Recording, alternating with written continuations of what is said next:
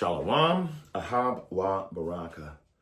First and foremost, facing the east, I want to give all praise, honor, and glory to Yahweh, Bahashim, Yahweh Shai, Waharakakadash Tua, and double honors to the elder apostles, the prophets, and the teachers that have been bringing out this 100% truth the last 30 plus years, and to the sincere Akyawa Akwa, the disciples, and the affiliate camps that bring out that same 100% truth.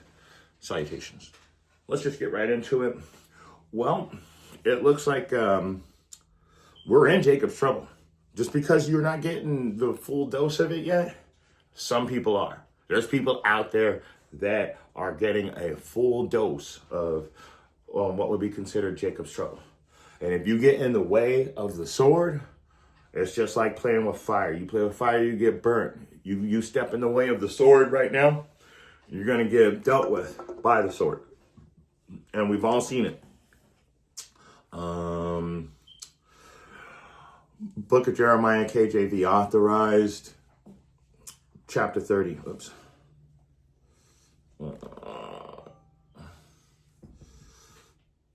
Let's try again. Book of Jeremiah, chapter 30, KJV authorized. I got this on because my ears are cold. I got cold ears, people. So I had to put on the headband. But and I've been having some serious technical difficulties with the filming. And so for Hanukkah, my family pitched in and they got me this. I don't know how to use it yet. But I got a camera now.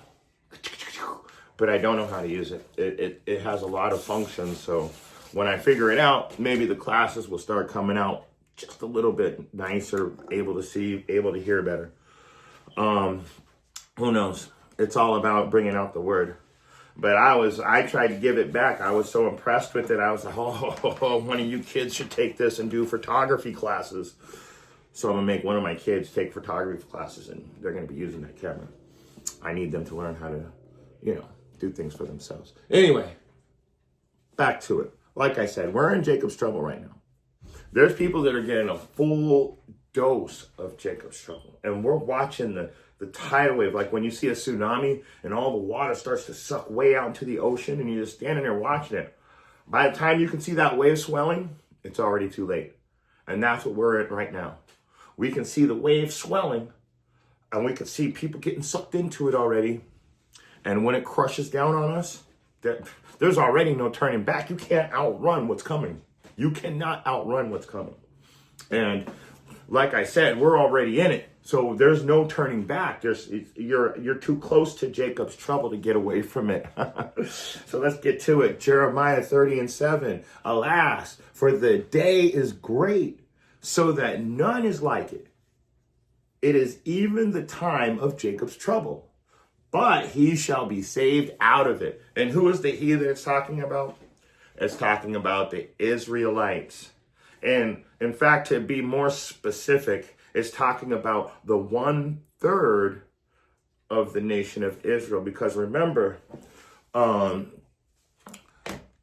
2/3 must therein die, but 1/3 shall be, piece of shit.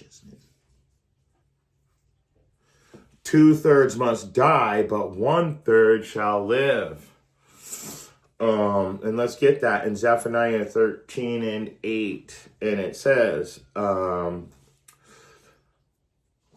going to read it in the New Living Translation.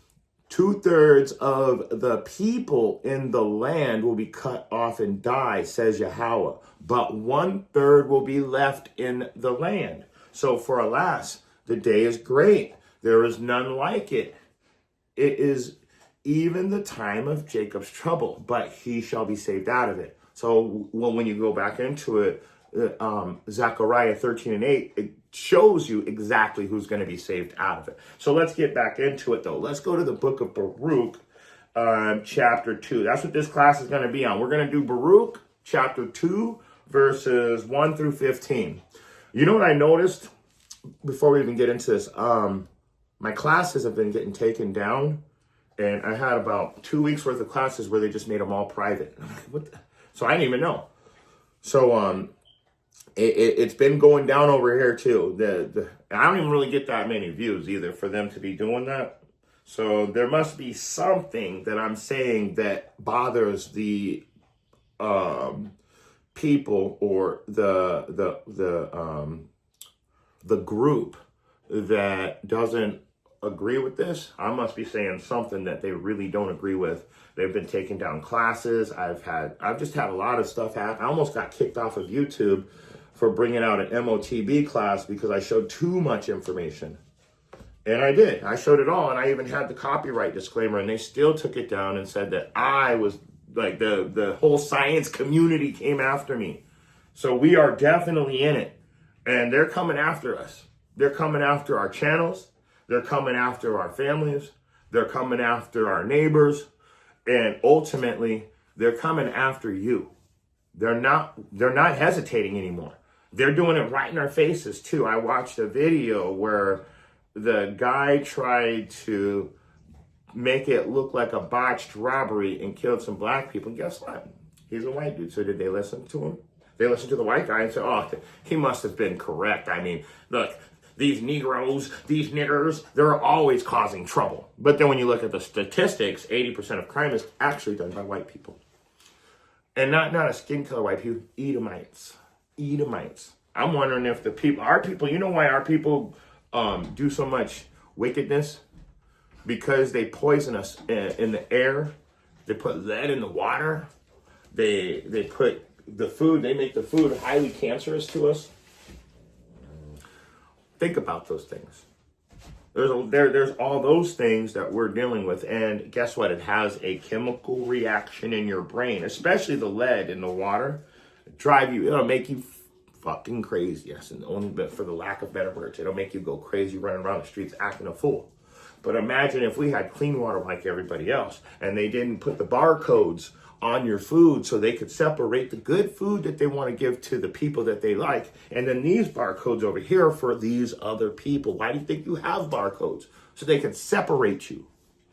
It's a separation of food all the way down to the water, all the way down to the people. Everything is segregated out here. And you can't see it because it's all an illusion that we're all included. But we're not. We're not all included, because anytime something goes wrong, even when it's a white, and I hate to use the words white or black, but even when it's a so-called Caucasian doing the crime, they still step up to the plate and want to take out the Israelites for it. They want to stand up against the Israelites when they do crimes. But let me get into it. I'm sorry, Salakia. This is the book of Baruch, chapter 2, starting from the top. In fact, let's go ahead and get it in. I have it in the Wycliffe Bible. I have it in the Cloverdale Bible. But we're going to get it in the King James Authorized. King James Authorized Baruch chapter 2. There it is. Boom. And we're going to start from the top. Therefore, Yahweh hath made good his word, which he pronounced against us, against our judges that judged Israel, and against our kings, and against our princes, and against the men of Israel and Judah, or Yahweh. So how did he do that? Because he made good on all of the prophecies against us. So we go into the book of Deuteronomy, chapter 28, starting at verse 15, going through 68. All of those things have happened to us. Not just some of them, all of them. All of them. The only thing that hasn't happened to us yet is that we haven't been saved. Salvation is of the Jews. We have not been saved yet. Salvation is for Israel. So that's the part we're waiting for right now. But a lot of people need to come back to the truth still. I don't think the whole 1/3 is ready, or the Most High would. I don't know how it works, honestly, when it comes down to it, because he says that he's doing everything in his time, and we don't know the exact time that he's going to show up. So I can make my own analogy on what I think, but honestly, he said he's coming. When he's coming, he'll show us signs. And the reason why I think it's soon, just like everybody else, because all the signs are pointing to the return of Yahushua. I mean, there's some craziness going off in the world today. So what did he make good on? He made good on, let's keep reading. Let's see. He's against, he's made good against the men of Israel and the men of Judea. Verse 2, to bring upon us great plagues, as never happened under the whole heaven, as it came to pass in Jerusalem, according to the things that were written in the law of Moses. Okay? That's crazy, right? So great plagues. Let's get it. Let's go to Deuteronomy. Chapter 28. Like I said, a lot of this is going to be in Deuteronomy 28 also. So when you get into plagues, this is where you're going to find all our plagues that are against us. So when you go to Deuteronomy 28, and we're going to start at verse 58. Let's see what he did. He made good with his word, right? So let's read it.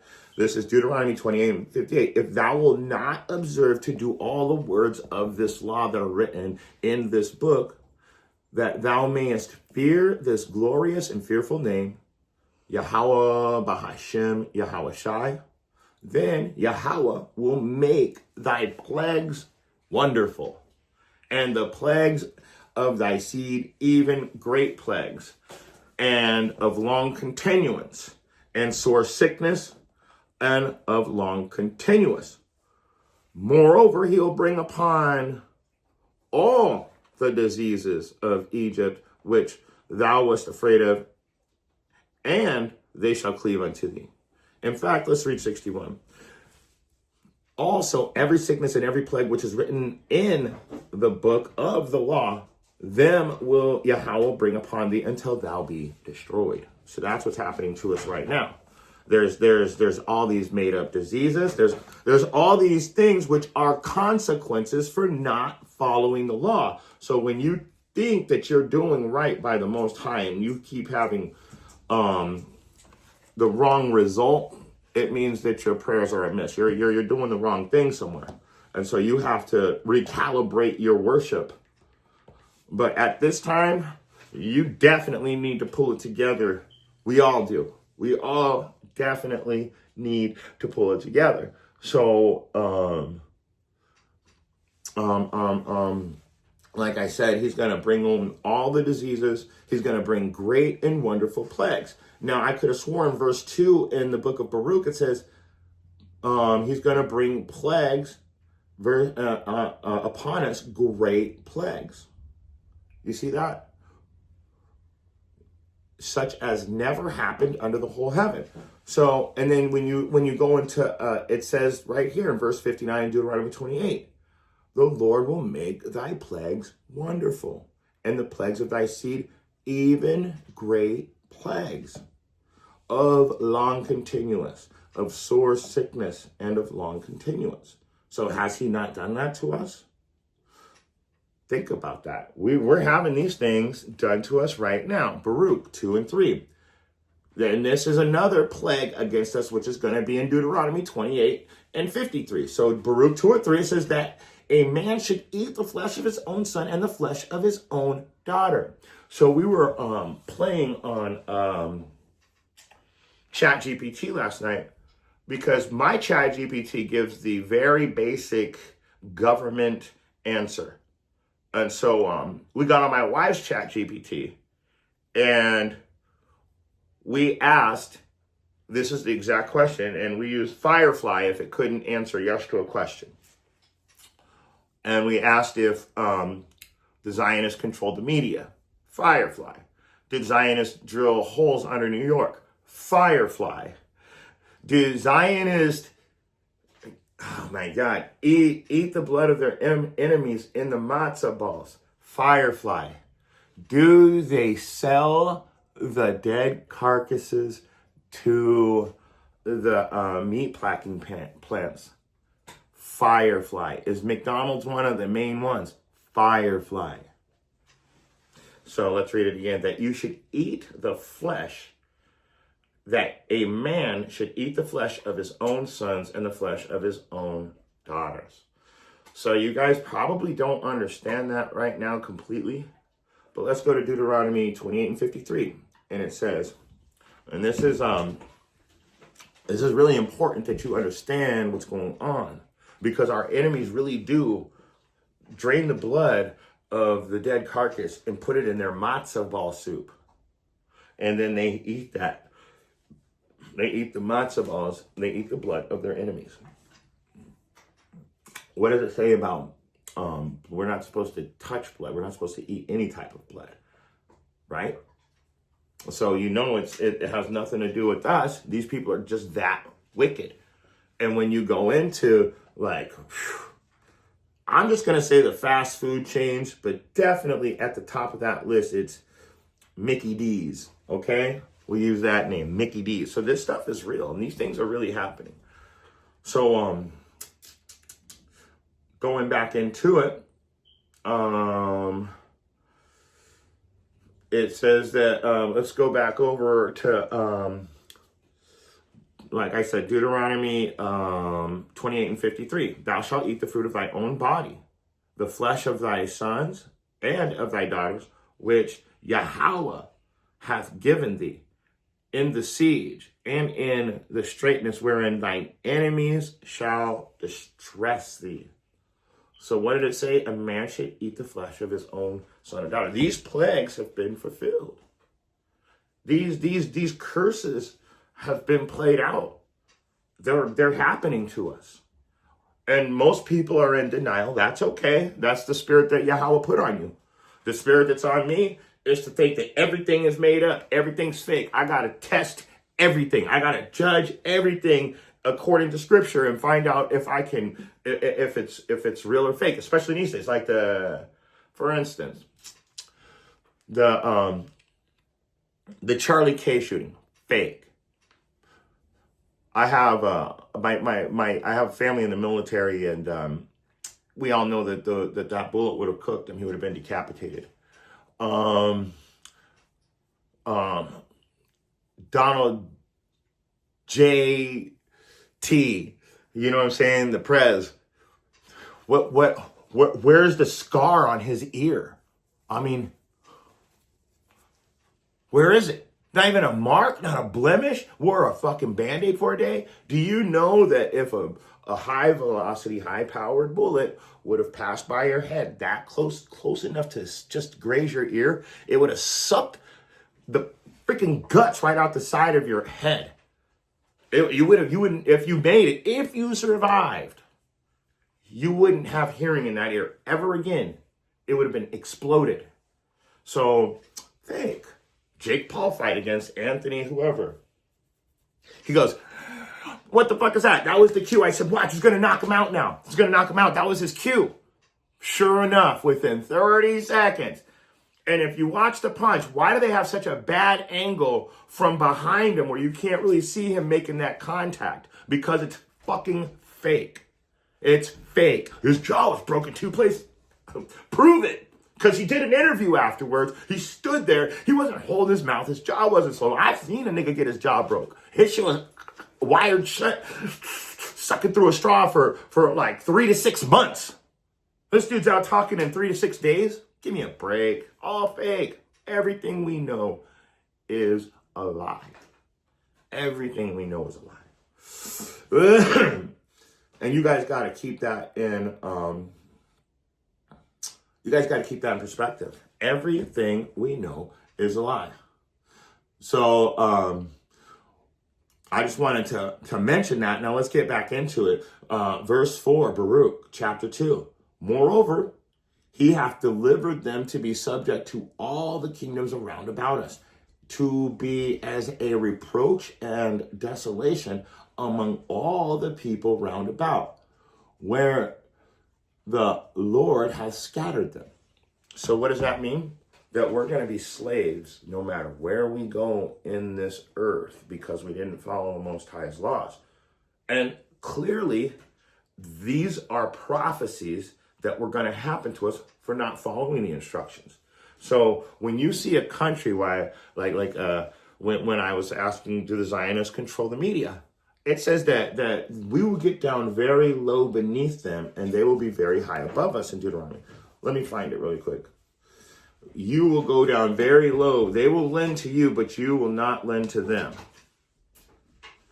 There it is, 28 and 43 and 44. So let's grab that really quick too. Here we go. Deuteronomy chapter 28 and 43. What does it say? It says, the stranger that is with thee shall get up above thee very high, and thou shalt come down very low. He shall lend to thee, and thou shalt not lend to him. He shall be the head, and thou shalt be the tail. So we're under subjection to all the kingdoms of the earth. Let's get it in the Wycliffe Bible, verse 4.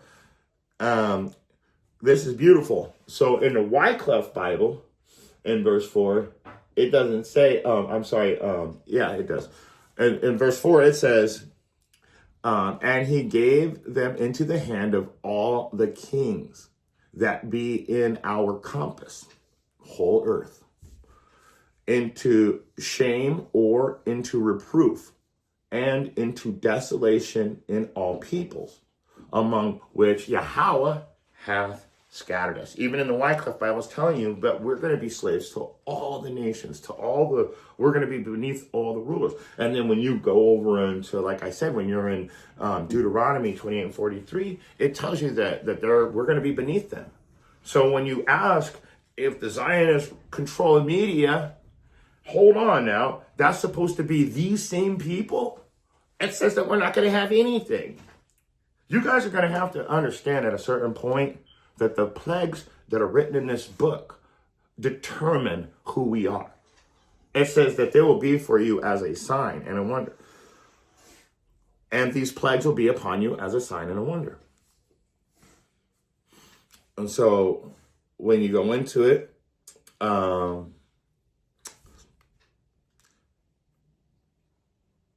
hate this thing sometimes. I know it's right here in Deuteronomy. I just don't want to waste time. So let's try again. And these plagues will be on you for a sign and a wonder. Stupid motherfucking piece of shit. That was right there. I wasn't sure to go up or down. So let's get it. It's in Deuteronomy 28 and 48. All of this stuff, like I told you, all of this stuff is really going to be in chapter 28 of Deuteronomy. And the reason why is because that's where all of the consequences are written for not following instructions. So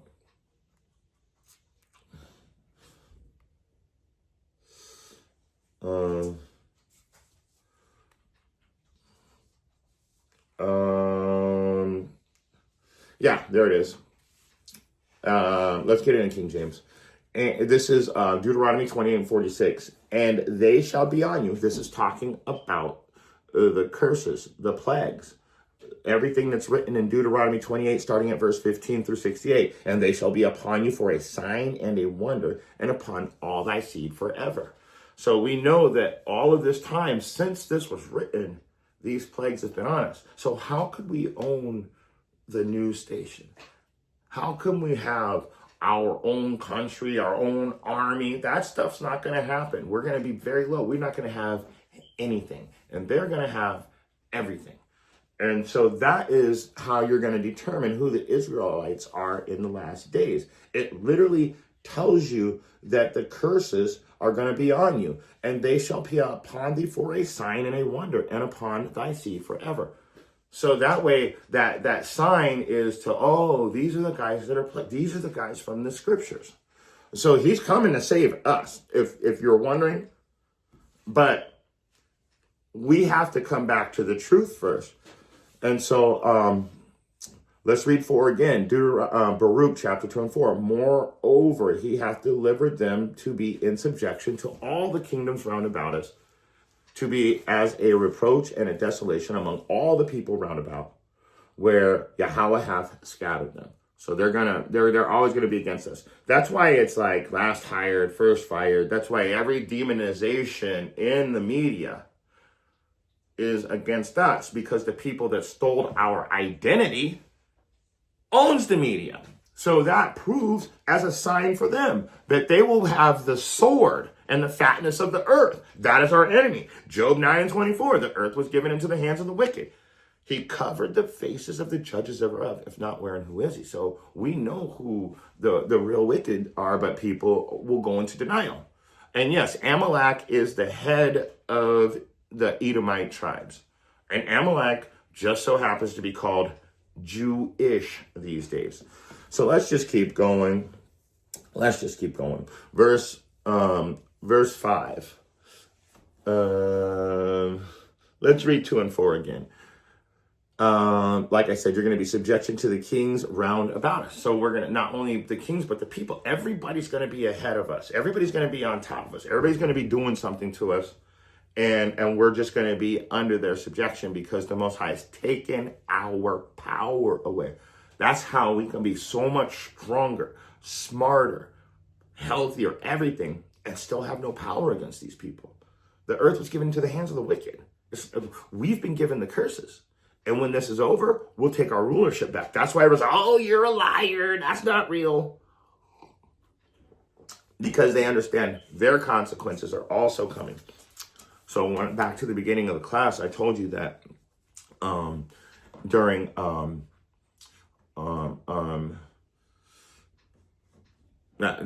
during the Jacob's trouble, we're going to be saved out of it. So that's where they're scared. See, they have consequences coming also. And when we're saved out of it, now it's their time to be under subjection or into reproof. Okay? So let's get a precept real quick. Let's go to the book of Jeremiah, chapter 9. Jeremiah chapter 9.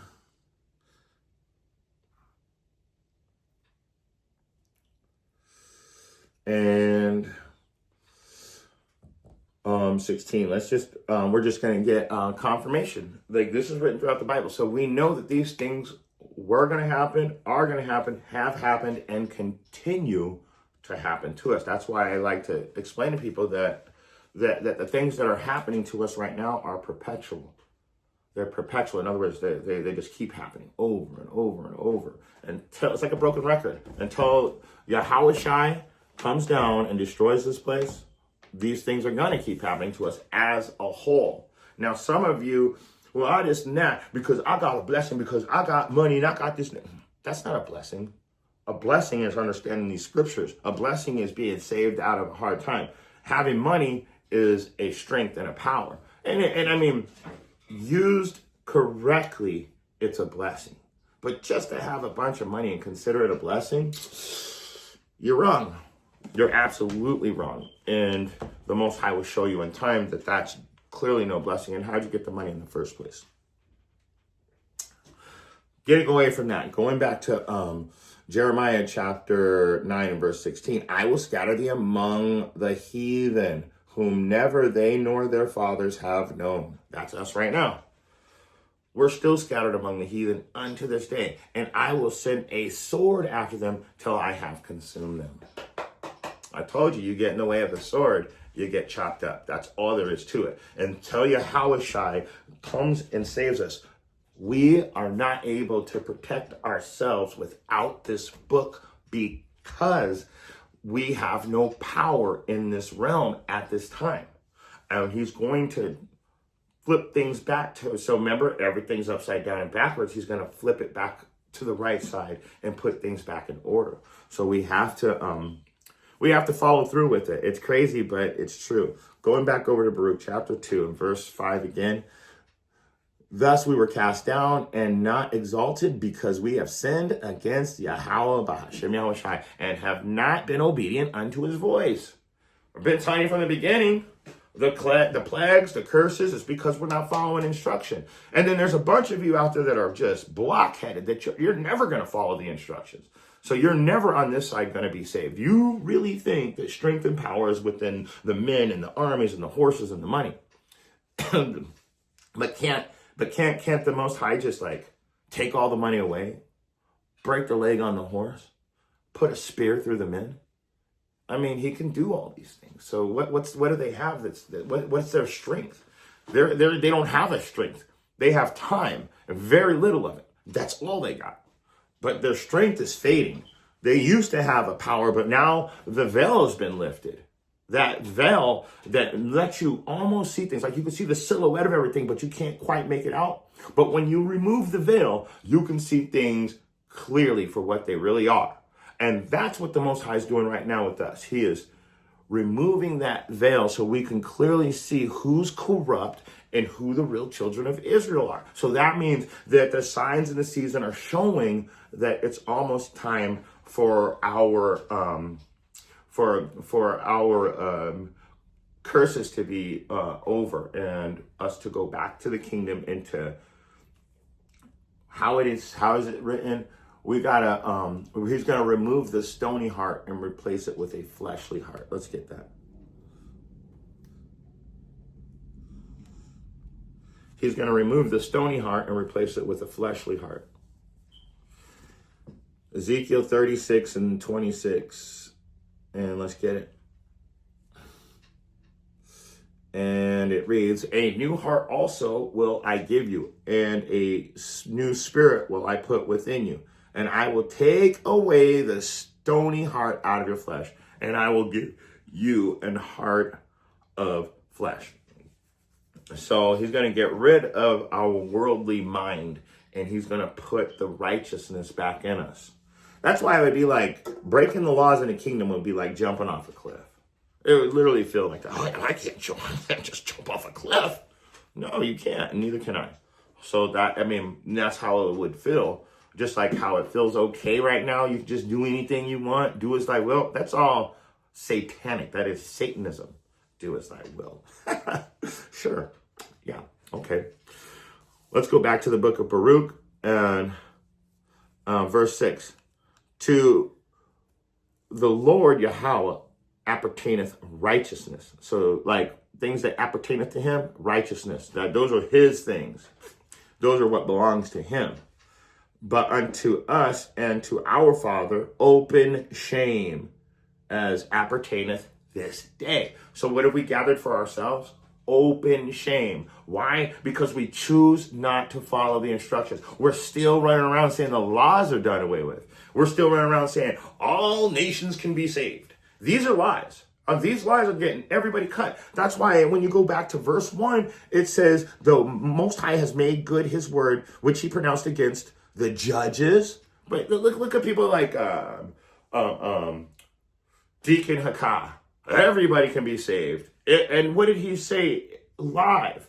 If I wanted to take the bag, I would teach that everybody can be saved. Now he's changing Genesis Israelite completely because, and honestly, it goes into Titus 1 and 11 that they're teaching things that which they ought not, subverting whole houses for filthy lucre's sake. So he stopped getting as many views on the Genesis Israelite channel, so now he's changing up again so he can get those. And what are those views? Those views, if you ever watch, he's got Cash App, Zelle, GoFundMe.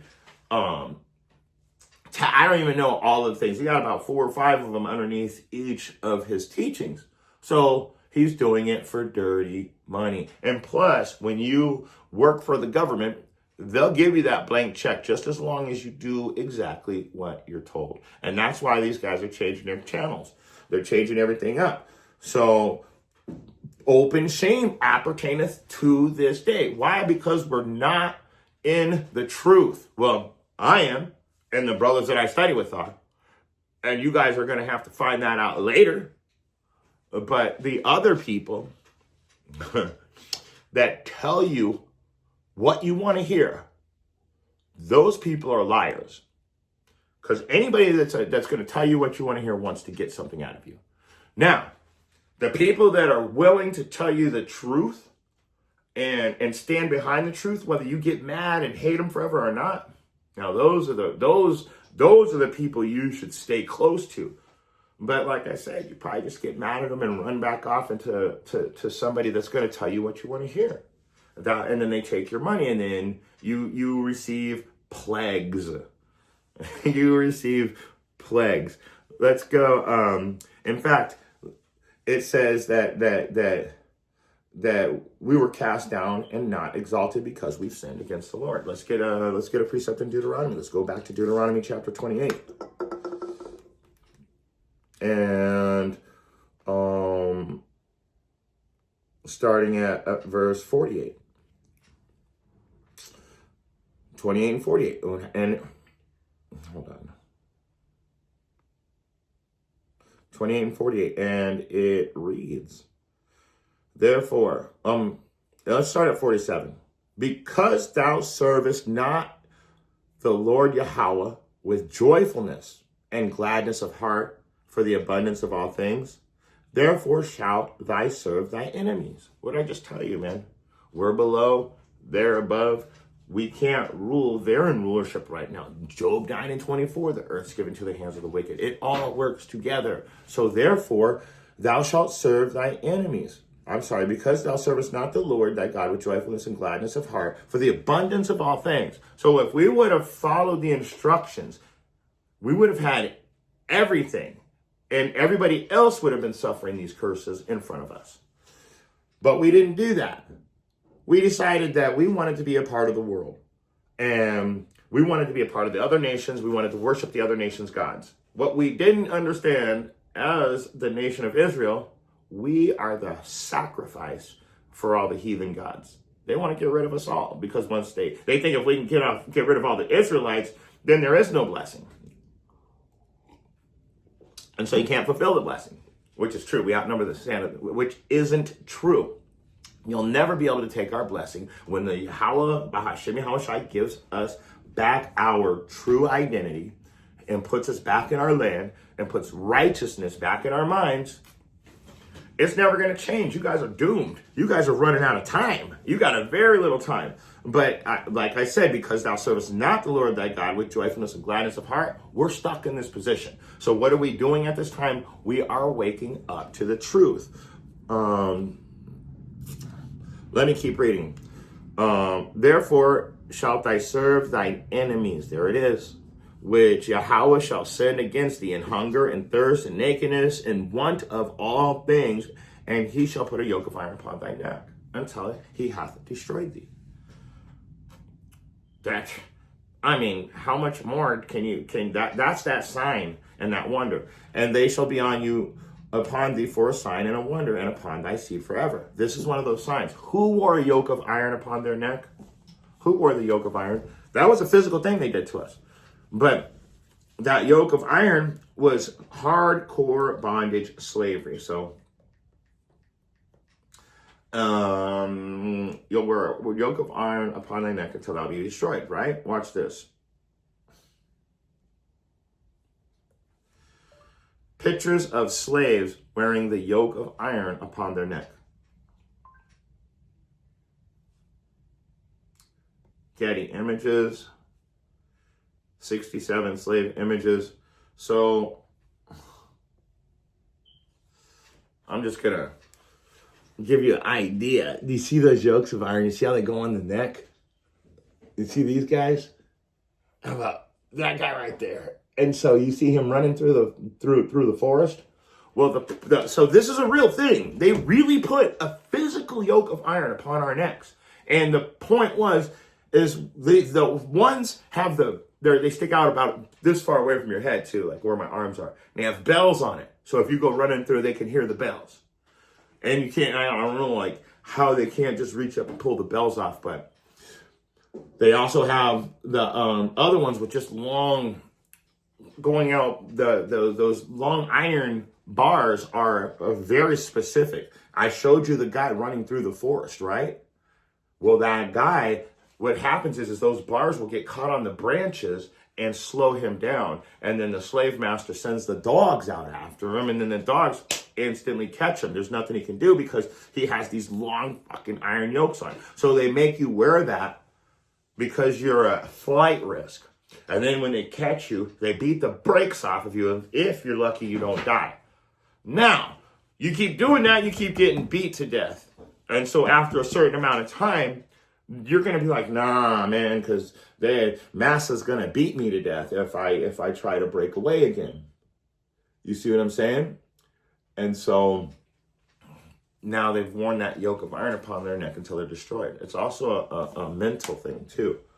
We've done hardcore bondage slavery for so long that we don't remember our true identity. And if we did remember our true identity, then it would be gaslighted. Oh, that's not real. That's not true. You're not the Hebrews. But why did the ancient postcards from the antique postcards from like the 17 and 1800s, even early 1900s, they were, well, in the 1800s and 1700s, they literally said Hebrews because they were still calling us Hebrews. Everybody knows that. Everybody knows that we were being called Hebrews. We were the Israelites that were conquered. When Cristobal Colon, who everybody so ignorantly calls Christopher Columbus, when Cristobal Colon came to so-called America, which he never made it here, he went to Hispaniola, stole 1,100 slaves, killed a bunch of people, raped a bunch of people, took children. But when he came here, he needed not only a guide, but a translator. So they know who we are. They definitely knew who we were. They were going to look for us. So pretty soon, it's all going to come back out in the open and there won't be any more room to gaslight. See, they're running out of lies. Lies only go for a certain amount of time and then you start tripping up. And right now, we can see that happening right before our eyes because the veil's being lifted. Let's go back over to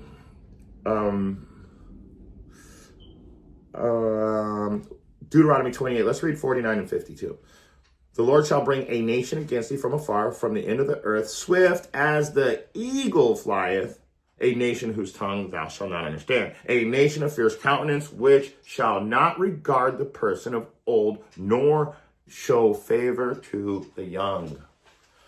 And that, I mean, you can just turn on the news. We can go to Indisputable right now, and I'll show you every day they're doing something to us, old or young. They don't give a crap. I even saw a young black guy, so-called black, the color is swarty. But I saw a young Israelite man who was helping out this Caucasian family. They were Edomites, though. And what they did was when they moved into his house that he had bought, he owned the property, they kicked him out of his house and told him that he was no longer allowed to live there after they lost everything and he helped them out and let them stay in his house. And so he tries to get rid of them and the cops come and tell him he's not allowed to be there. That's not his house. The cars are registered to the house, his ID's to the address of the house, the deed is in his name and he's being told that he can't stay there. So, that's what I'm talking about. They regard not the person of old, nor show favor to the young. This is that nation of great countenance. That's why when you go back into Baruch, it tells you in the first verse that that Yahweh made good on his word. All of the things are happening. And oh no, you're not Israelites. You guys are just niggers from Africa that are trying to have an identity. But what about all of our past identity that you guys erased? So, it's coming. It's coming. We're all seeing it together, which is really beautiful. So nobody can deny what's happening. Let's go to back to Baruch 2 and 7.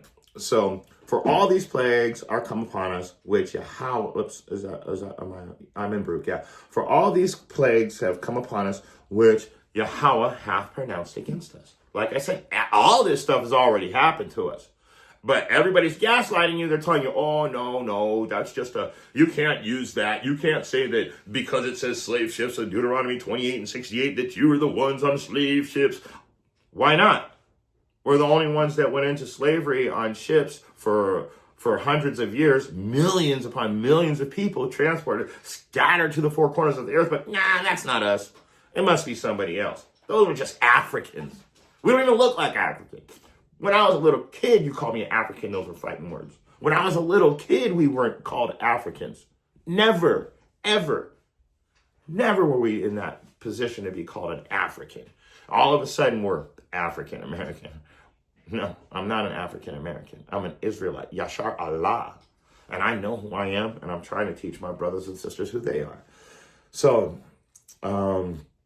Let's get this. Let's read it again. For all these plagues have come upon us. All the things are already happened to us. I mean, if you knew about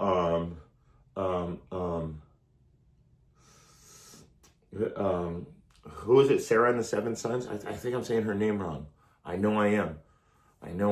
It's in the Maccabees. They literally chopped this up and cooked this in a skillet for not following the laws, for not eating pork, for not following their laws, for not eating swine's flesh. The things that you guys think is like the only food on earth that you should be eating, it's actually killing you. And that's the only food they were allowing you to eat back then, because they wanted you to break Yahweh's law. That's all there is to it. You're breaking Yahweh's laws. So you can go over to the book of Sirach real quick. Chapter 38. A Sirach is also known as Ecclesiasticus. So if you're following along by any chance, just know that Sirach and Ecclesiasticus is the same. All right, so let's go to Sirach 38 and 15. And it reads, he hath sinned before his maker. Let him fall into the hand of the Philistine. So, and Philistine is like a generalization, because let him fall into the hand of the other nations. Why? Because they didn't follow Yahweh's laws. I wasn't following the laws when I was young. I got proof I wasn't keeping them. I got tattoos all over my arms. I was out doing drugs, just fucking partying my ass off. And you know what? I deserve everything that happens to me. I sinned before my maker. I deserve to fall into the hand of my enemy. Even though I'm right here, right now, doing this and doing that. Look at me, I'm bringing out scriptures. I still have a ton of sins that he had to that he had to forgive me for. A ton. So during that time before I repented, I was falling into, and as a nation, even if you are doing the right thing, we're still as a nation under the curses. So we're all gonna, by default, fall into the hands of our enemies until Yahushua comes and gets us. That's why he's supposed to come and get us, because they regard not whether, it doesn't matter who you are. That's what it's trying to tell you. Young, old, rich, poor, they don't care. Let's go back into it. Let's go over to Deuteronomy. Back to Deuteronomy. I told you Deuteronomy is got a lot to do with all this stuff, because that's where the plagues are at. So let's go back to Deuteronomy chapter 28. Can't get around it. This is where we live right now. We live in Deuteronomy 28, 15 through 68. We live in these plagues. That's literally our home right now. It's scary, but that's where we are. So we're like I said, let us fall into the hands of our enemies. We've sinned against the Most High. So let's get it. Deuteronomy 28 and 59. Deuteronomy 28 and 59. And it reads, then Yahweh will make thy plagues wonderful, and the plagues of thy seed, even great plagues of long continuance and sore sickness, and of long continuance. I already told you that. And moreover, he will bring upon thee all the diseases of Egypt, which thou wast afraid of, and they shall cleave unto thee. Also every sickness and every plague which is not written in the book of the law. Them will Yahweh bring upon thee until thou be destroyed. So he's got the iron yoke until you're destroyed. He's putting plagues on you until you're destroyed. He's putting sickness of long continuance until you're destroyed. And you know what? Most so-called black people that don't follow Yahweh's instructions, I'm going to say all of them, eventually end up with a disease like cancer, diabetes, COVID. You know what I'm saying? Like, those are just like general, like the very vague ones. But we're always suffering these diseases. and the diseases which are not even written in the book of the law. And then when you look into the diseases that we're taken out by, they have patents and copyrights. And if you were to use that disease without permission, you could be sued. Hold on, now that means that they're issuing out diseases. They own the disease. Our enemy owns the diseases. And they're telling us that they're the children of the chosen secret children of Israel.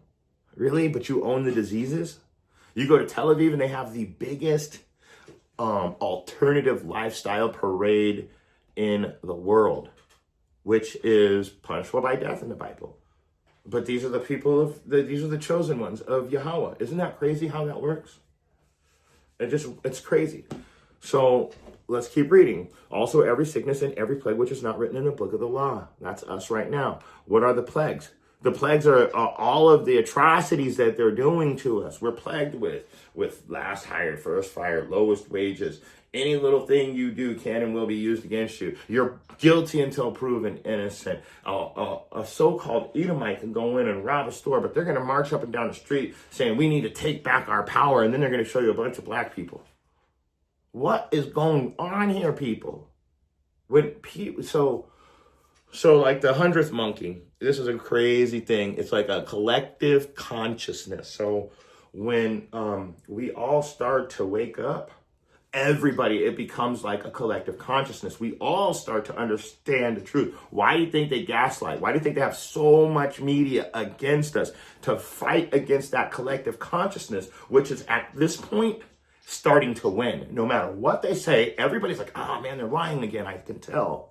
All the way down to the sports, to the government, to anything that happens right now. Most world events, we got pictures of people getting prepared for what we're calling mass shootings, but here they are putting on makeup. Let's get it. Let's not talk about it. Let's get it. I was just watching this just this morning, right before I came out and brought this class out, so I know it's right here. Oh,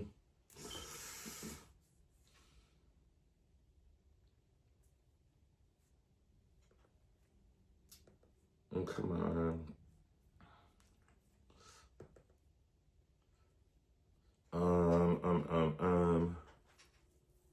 Man, I was just watching it this morning.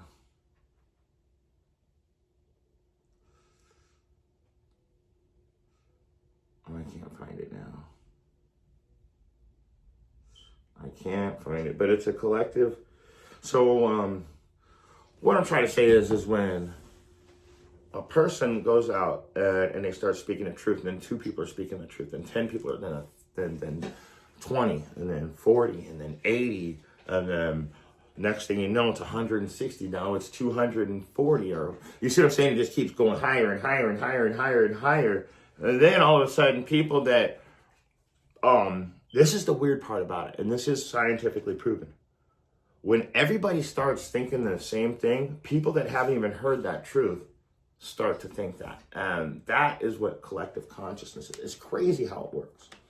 But so they're doing their best to keep us asleep right now, fighting against that collective consciousness of everybody waking up to the truth. That's all there is to it. We're all waking up to the truth. We can see that we're the ones that are plagued. We can see that they're the ones controlling it. You can tell the Israelis have killed 240 journalists, and Saudi Arabia killed 1. You know what they did? Look at these savages in Saudi Arabia. They killed a journalist. You guys killed 240 in the last month. In the last 6 months, actually. How is it that that's not even televised? Oh, that's right. Zionist's own media. So they're keeping that veil. They're like trying to hold the veil down over your eyes as it's slowly being lifted. They're not strong enough to hold back the truth. They're just not strong enough. So Baruch, let's go back to Baruch. Did we read it all? Yeah. And it literally tells you that we're going to be left few in numbers too. Let's read 62. And you shall be left few in number where Ye were as the stars of heaven for multitude, because thou wouldst not obey the voice of Yahweh Hashem Yahushai. So we do outnumber the stars of heaven, but what it's saying is only 1/3 of those people actually believe in the truth. So now we're left few in number. There's very few of us that are actually going to be out here teaching this truth. Let's keep going. Baruch chapter 2, verses 8. Yet we have not prayed before Yahweh, that we might turn everyone from the imaginations of his wicked heart. Did you see that? We have not prayed for help. No, because you guys can take matters into your own hands. Most people like to say, look at my accomplishments. Look what I have done. Look at all the great things that I did by myself. Moses got kicked out of the kingdom just for not giving praise when he should have. When he cracked the rock of Gibraltar and all the water came out. So you're gonna talk like anything you've done is you? You think that you actually have control? That's crazy. Deuteronomy 32 and 39. Let's get it really quick. Let's go back to Deuteronomy. Even in 32 and 39, I want to read it word for word. Because when you think that when you take matters into your own hands, you're not praying to the Most High. You're telling yourself that you can do it by yourself alone. You don't need any help. You don't need the Most High. You are the Most High. In fact, if you think that you can do it without the Most High, you think you are the Most High. So verse 32 and 39 in Deuteronomy. If you think you're doing this on your own, explain this to me.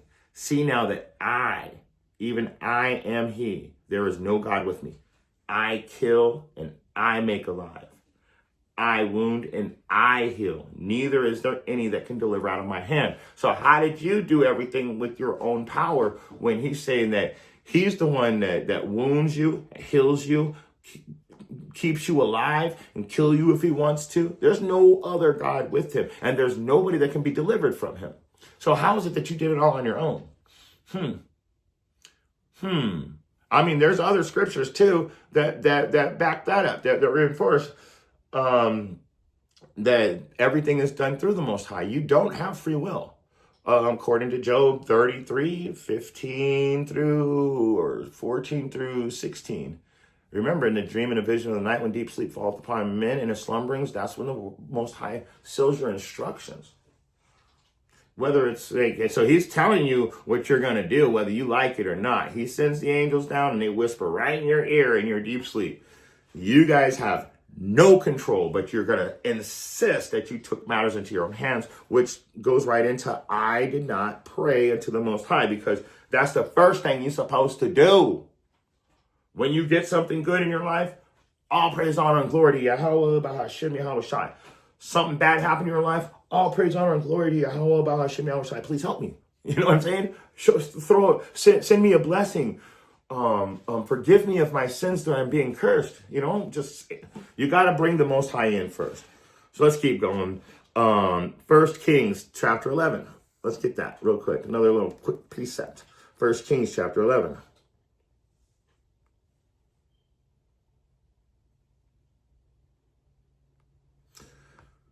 And verse 2, and it reads, of the nations concerning which the Lord said unto the children of Israel, you shall not go into them, neither shall they come into you. For surely they will turn away your heart after their God. Solomon clave unto these in love. And he did 700, and he had 700 wives, princes, and 300 concubines, and his wives turned away his heart. So, and that's beautiful. That's beautiful. Because what you guys got to understand is the Most High is giving another warning. He's saying, what he means by don't go into these nations, don't try to be a part of these people. Remember, at the end of the day, you got to go home to your people and your gods. It's not saying that you're not going to be interacting with other nations. That's impossible. Impossible. When He's going to put you round about the other nations to see what you do, He's saying that they'll be around, but you're not supposed to be part of their culture, their lifestyle, anything. In fact, what does it say when you're around somebody that's not in the truth with you? It literally tells you, oh, look at the time. Let's find that. Oh, look at the time. What chapter and verse in the Bible?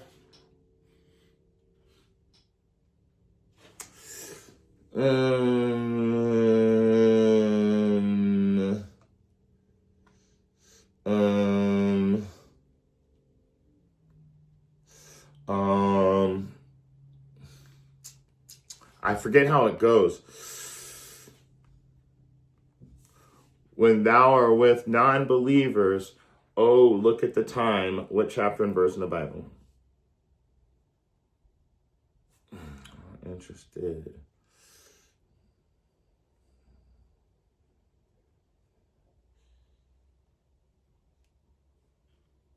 Man, I want to find a specific verse, and I'm having a hard time finding it. No. So let's see if I can.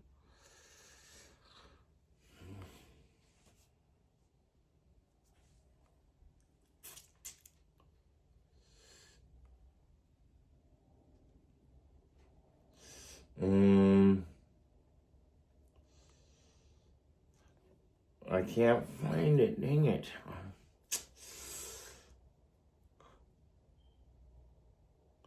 I'll just bring out this one. 1 Corinthians 14 and 24. And it reads, but if all prophesy and they come in one that believeth not, and if there come in one that believeth not, or one unlearned, he is convinced of all, he is judged of all. That's not the one I was looking for. See, that's what I'm saying. Do not be unevenly yoked, at least. Let's get that. Jeez. Do not be unevenly yoked with non-believers. Let's at least get that one, man. I really wanted to find the one that I was looking for, but it literally tells you to get away from them, pretty much. But I mean, so does Romans 16 and 17, and avoid them, anybody that's not in the same doctrine. So let's get this first. 2 Corinthians 6 and 14. Be not unequally yoked together with unbelievers. So you're not going to go into this fucking country and be like them. Don't be with them. Just be quick to do your thing and get back to your people. And I'm not saying you're supposed to be rude and you're supposed to be this, that. Don't have them in your house. Don't have them in your house. I mean, if you have family, of course, that's a different story. There's going to be a point where, but these people that are unevenly yoked, these other nations, no, fuck no. Remember, be not unequally yoked together with unbelievers. I kept saying unevenly, but I meant unequally. Salakia. For what fellowship hath righteousness with unrighteousness? And what communion hath light with darkness?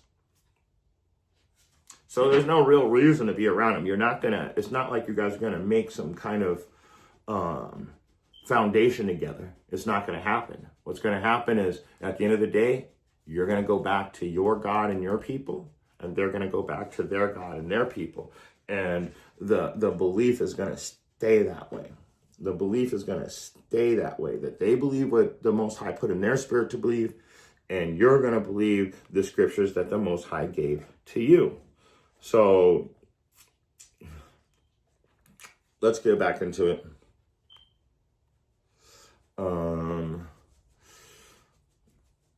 So I'm going to read it again. This is 1 Kings 11 and 2.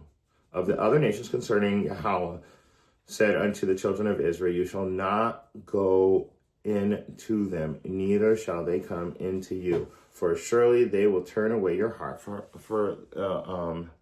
after their gods. And so you can't be with these unrighteous people and expect them not to convince you in some way that you need to be following their gods. And that was our big mistake. If that will not hearken unto the words of the that are written in this book, all these plagues shall come upon me. It says, if thou will not, since you will not serve the Most High with joyfulness and gladness of heart, that all these, for the abundance of all things, all these plagues will come upon you. And one of the plagues is being gaslighted by other nations. Okay? It's just that simple. Let's keep moving. Baruch, chapter 2, verse 9. Wherefore, the Lord watched over us for evil. So he's watching over us. And the Lord hath brought it upon us, for Yahweh is righteous in all his works which he hath commanded us. And it's crazy. Like, a lot of times you think that things that are happening are just completely against whatever you thought was right. And then the end result, it's a righteous result because the Most High took control of the situation. Okay? Verse 10. Yet we have not hearkened unto his voice, to walk in the commandments of Yahweh that he hath set before us. So even when he's helping us, we're like Mark 4 and I think it's 18. Let's get it. Let's just go straight to it. Let's find it. It's definitely Mark 4 and 18 though.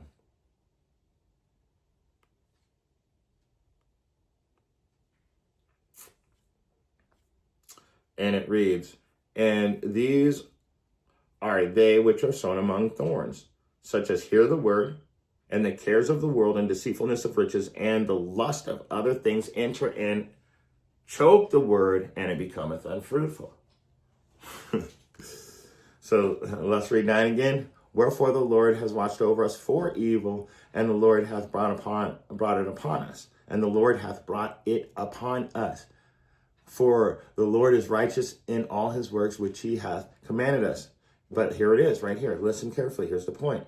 We have not hearkened unto his voice to walk in his commandments of Yahweh, walk in the commandments of Yahweh that he hath set before us. So like I said, we heard the truth. Most people hear the truth and they're like, oh man, let me get it again. When people hear the truth, they're like, the cares of the world and the lies of being rich, like, yeah, man, just take it. I'll give you $1 million and a 501c3. You don't even have to pay taxes. All you have to do is get rid of the name. Tell us everybody can be saved. Jesus, Christmas, Easter. That's what they're doing. So the cares of the world, deceitfulness of riches, and the lust of other things entering in, choke the word, and it becometh unfruitful. Why? Because your everyday life is against what Scripture teaches. Back to Baruch. That's why we haven't hearkened unto his voice and walked in his commandments. We know the commandments. We've heard the commandments all of our life. And if you can keep the 10 commandments, you can keep the 613. There's just a very few things that the 10 commandments don't cover, which is dietary. There's a few things like the dress code for the Israelites, what fabrics to wear together, and pretty much that's almost about it. It goes into the dress code because pretty much the dietary plan, because we're not allowed to eat unclean foods, but people decided that everything is clean all of a sudden, which scientifically, that doesn't make sense. So we haven't hearkened unto his voice. None of us have. And anybody that says that they have has lied. Okay, so verse 11. And now, O Yahweh of Israel, that hast brought thy people out of the land of Egypt with a mighty hand and high arm, and with signs and wonders, and with great power, and hast gotten thyself a name as appertaineth to this day. So, one more. O Lord Yahweh, we have sinned. We have done ungodly. We have dealt unrighteously in thine ordinances. We are finally waking up and we're starting to realize that, okay, we have sinned. So we've got to get this. And I was wondering if I had it. And yep, I was about to bring this precept out. And I looked down at my notes and the precepts were right there waiting for me to bring it out on the notes too. And so I want you to hear this very, very carefully. Baruch chapter 3, starting at verse 5. Remember not the iniquity of our forefathers, but think upon thy power and thy name now at this time. Why did I do that? Let's get back to, I want to jump back and forth.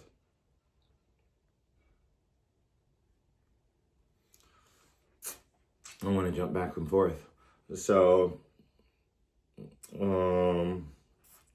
let's read it again.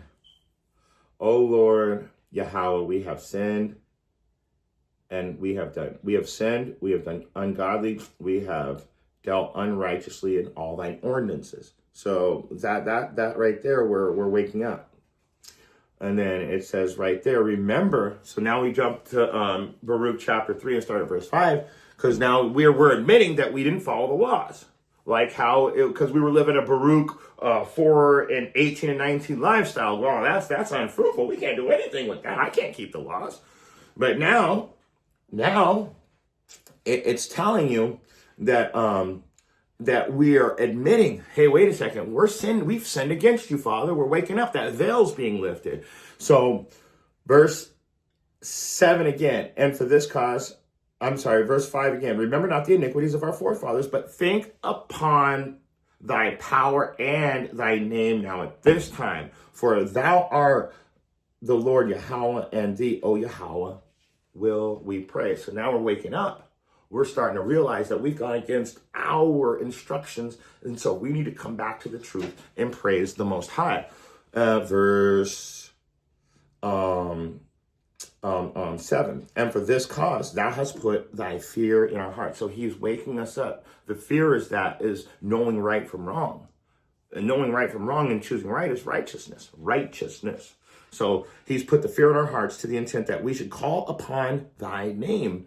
And so that's one of those things I was telling you earlier, that they'll gaslight the name for a bag. They'll take that name away. And that's the same one that we're being told to use. The same one when they're telling you, don't use that name. Call him Jesus. What are you doing? Why when we say Yahweh B'Ashem Yahweh Shai, oh, that's the wrong name. If it's so bad, yet you can say parquet butter, you can say anything you want. Why is it that this particular name should be stopped? There, you better think about that, people. So we should call upon thy name and praise thee in our captivity. There it is. Now we're acknowledging sin, and now we're praising the correct name in our captivity. It sounds like the here and now, and they're still gaslighting it. They're telling us we're not Israelites. In the land where they said that you are not Israel, will be the land that they tell you are surely the sons and daughters of the living God. So, behold, yet this, and for this cause thou shalt put the fear in our hearts. That's the law, statutes, and commandments, to the intent that we should call upon thy name and praise thee in our captivity. Only 1/3 of the people are doing that. Only a few people are going to praise in their captivity. The rest of the people are like, why? Oh God, help me. Why? But never change anything about their life. So stop praying amiss, and then maybe the Most High will help you. That means you've got to do something for yourself. For we have called to mind all the iniquity of our forefathers that have sinned before thee. So what did they do? They remembered their sins. And it says that, going back to Baruch 2 and 12 again, O Yahweh, we have sinned. We have done ungodly. We have dealt unrighteously in all thy ordinances. So we're admitting that, and now we're praising him in our captivity, which is today. I'm in my captivity. My life ain't no better than anybody else's. It ain't no worse than anybody else's. And we all have trials and tribulations that we have to get through. So I'm going to praise him in thy captivity, and I'm going to call to mind all the iniquities of our forefathers that said before them, to remind myself, these are the things I can't be doing in this day and age. I have to slow it down. I have to stop completely. So Baruch 2 and 8. Behold, yet this day, today, in our captivity, where thou hast scattered us for a reproach and a curse, to be subject to payments, according to all the iniquities of our forefathers, of our fathers, which departed from the Lord Yahweh. So now we're subject to payment. Physical payment, spiritual payment, mental payments. We're paying out the ass. And you know why? Because like I said, everything that's happening to me, I did it to myself. And there's no temptation that's uncommon to man. So I've lost a bunch of battles too when it comes to temptation. What am I supposed to do? I have to bring a righteous man falls 7 times and gets back up again.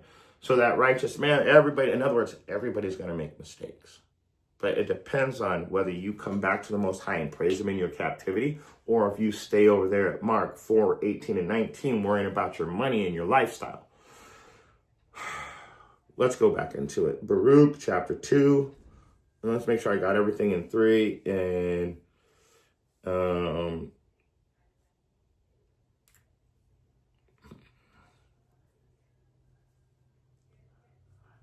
yeah, let's go back to Baruch chapter 2. And we're going to close out with we're going to close out with at 15. Okay? So let's get it. This is Baruch chapter 2 in verse 13. Let thy wrath turn from us, for we are but few left among the heathen where thou hast scattered us. And that goes back into Deuteronomy again. Deuteronomy chapter 28, KJV authorized.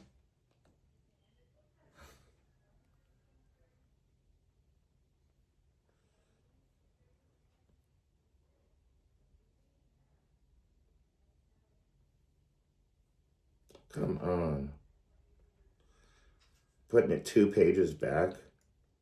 Oh my gosh. And then not even giving me the, oh, you guys are just destructive. It's like the computer, after a while, it knows that you're only doing scriptures and it starts messing up. All right, so.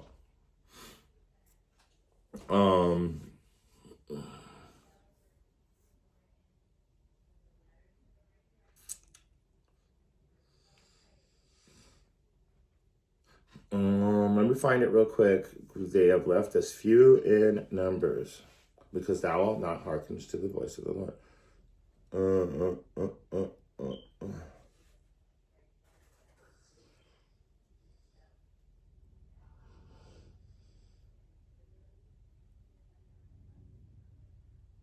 There it is. No. I just brought it out earlier.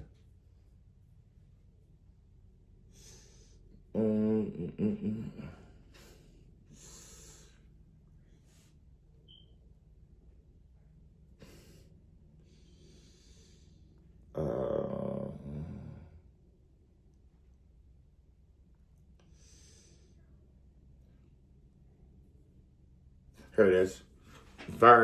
Deuteronomy 28:62. It reads, "And ye shall be left few in number." Once again, it's one of the curses that are upon us for not following instructions. So what does it say? Let thy wrath, let thy wrath turn from us, for we are but left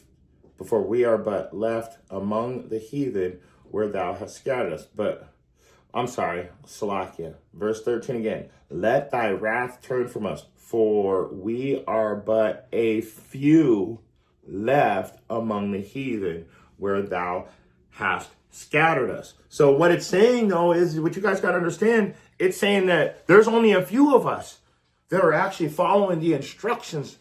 So please, just show mercy on us. And so when you go back into it, verse 62, Deuteronomy 28:62. This is proof that these curses are happening to us as a sign. So you know who the real Israelites are. So we're killing all kinds of birds today, just throwing out one stone. And it reads, and verse 62, "And you shall be left few in number, whereas you are as the stars of heaven for multitude, because thou wouldest not obey the voice of Yahweh Bahashem, Yahweh Shai." So you're being left few in number. So we understand that now, that the Most High is doing these things, and he's doing it purposely to bring us back together, because only 1/3 are actually going to wake up and praise the Most High in their captivity. Nobody else is going to do that. Everybody else is going to curse God. There's no real God. Why would a God put you in slavery? Why would a God kill? Why would a God let that little baby die? Why would a God? Because you've earned it. This is a perfect balance. See, your God is all love. My God is a perfect balance. Just like my parents, if I did something wrong, they'd whoop my ass. And that's what the Most High is doing to us. We've done something wrong. We didn't follow our Father's rules, and now he's coming to whoop our asses. And some of us, a very few number, have turned from our wickedness and praise the Most High in our captivity, praying for mercy at this point. Praying for mercy because we all know that we're sinners. There's only one that's good, and that's Yahweh in heaven. So let's keep reading. So let thy wrath turn from us, for we are but few left among the heathen where thou hast scattered us. This is Baruch 2:14. Hear our prayers, O Yahweh, and our petitions, and deliver us for thine own sake, and give us favor in the sight of them which have led us away. Okay? That all the earth may know that thou art the Lord our God, because Israel and his posterity is called by thy name. That's beautiful right there. It's saying, turn your wrath from upon us so these people will know who we are. Woo! And that we're called by thy name. So, Yah, Yashar Allah, Yahweh, Yahweh Shai, Yahweh. So his name is within our name. Did you guys know that? So our real names, when you do the real pronunciation, it always starts with Yahweh, Yahweh Shai. What's Yahweh? Judah. What are they calling us these days? As a generalization, we're the Jews. They don't even use the word Israel anymore. Yashar Allah, which it still has the name. So you guys got to understand that. The Yashar Allah means prince of a godlike power. Let's go ahead and close out Romans 9 and 16. Romans 9 and 16. So let's get it.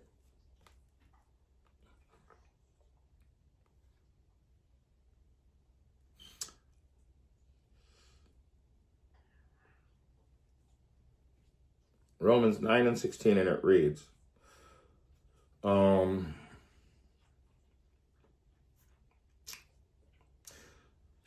so then, this is Romans 9 and 16. So then, it is not of him that willeth, nor of him that runneth, but of Yahweh that sheweth mercy. Let's start at verse 13, okay? Let's start at verse 13. As it is written, Jacob have I loved, but Esau have I hated. So that brings us right back into why we need to come back to the truth and to turn the wrath from against us, because the people that the Most High hates are the rulers of the earth right now. So what shall we say then? Is there unrighteousness in Yahweh? Yahweh forbid. For he saith to Moses, I will have mercy on whom I will have mercy, and I will have compassion on whom I will have compassion. So we're begging for him to turn his wrath from against us, because we want him to show compassion and mercy again to us. Hold on real quick. Sorry about that. I had to yell at one of my dogs. It looked like he was sniffing a little bit too close. So, for he saith to Moses, I will have mercy on whom I will have mercy, and I will show compassion on whom I will show compassion. So verse 16, so then it is not of him that willeth, nor of him that runneth, but of Yahweh that showeth mercy. So the only way we're getting out of all this, the only way that we'll be saved out of it, according to Jeremiah 30 and 7, is when Yahweh comes and shows mercy.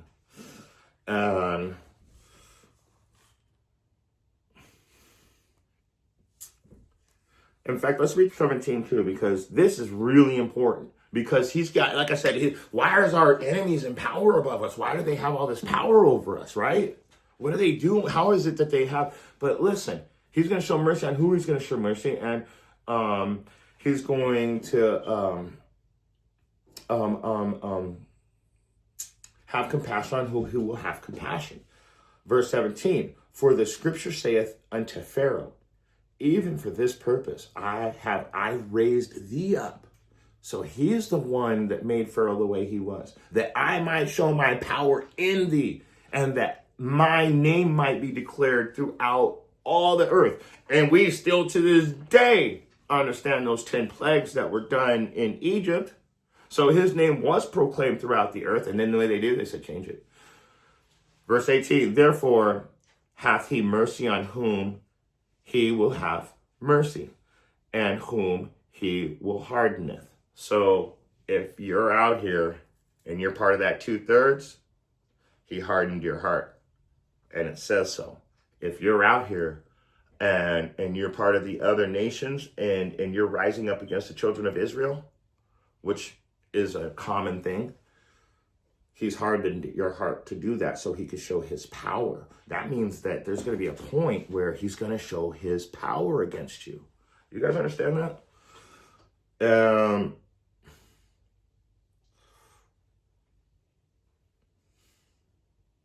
So I want to close out with this one more verse, because we know that he's going to have mercy on whom he'll have mercy. He's going to harden at the heart of who he's going to harden at the heart. So I just want to close out with this kind of randomly, because this is going to be our instructions for the day. Romans 16 and 17. It says, I beseech you, brother, mark them which cause divisions and offenses contrary to the doctrine which you have learned, and avoid them. Very simple stuff. Because if you're asking him to turn away the wrath, then you have to come back to the truth. If there's people out there teaching against the truth, doctrines contrary to the truth, avoid them. Get away from them. Oh, gee, look at the time. I wish I could find that verse, but there's a verse that literally tells you, oh, look at the time. In other words, you got to get out of there as fast as possible. You're not trying to be wicked or evil. You just got to know that these aren't children of Israel. They're not with the instructions I was given, so I have to go be around like-minded people. Revelation, chapter 22, verse 12, and it reads, this is Yahushua speaking, and behold, I come quickly, and my reward is with me, to give every man according as his work shall be. So if you want him to turn wrath from you, you have to come back and convert back to the truth. You have to leave the world behind and come back to Yahweh, Bahashem, Yahweh Shai. And if you got eyes to see and ears to hear, I hope you were able to get something out of this message. Shalom.